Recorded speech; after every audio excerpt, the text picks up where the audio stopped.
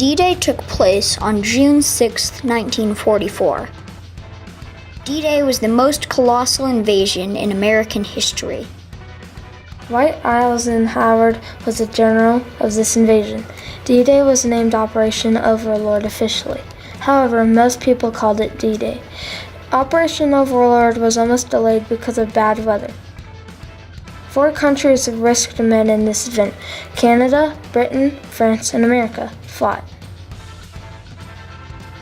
D-Day started by an invasion of the Normandy mainland, in which Allied troops made the quote-unquote run of death up the Normandy beach, dodging German machine gun fire, and methodically destroyed the German fortifications to allow for more soldiers to reinforce the decimated survivors' ranks.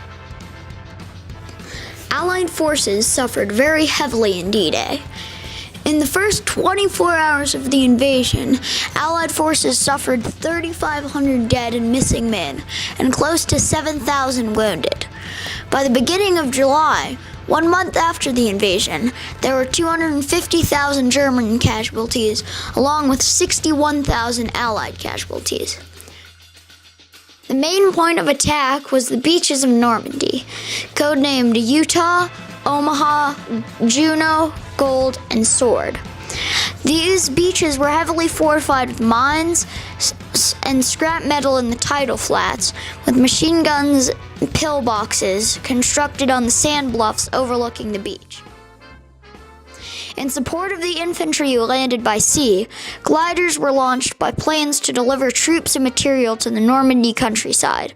Unfortunately, these gliders were poorly constructed and loaded, and many crashed before their destination. They were commonly known as flying coffins. American and British paratroopers rained from the sky to begin the process of recapturing French coastal cities. There were high losses due to anti-aircraft fire, downed planes, missed landing zones, and faulty parachutes. Project Overlord was designed to create a second front against German forces. They were busy with the Russians on the Eastern Front and were fighting Allied forces in Africa and were stretched thin.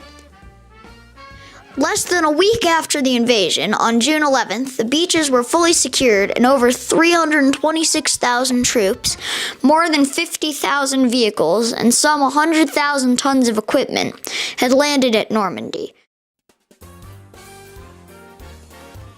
By a week after the invasion, the Allies had captured a number of small towns, including the city of Carentan. By the end of June, the Allies had seized the vital port of Cherbourg, landed approximately 850,000 men and 150,000 vehicles in Normandy, and were poised to continue their march across France.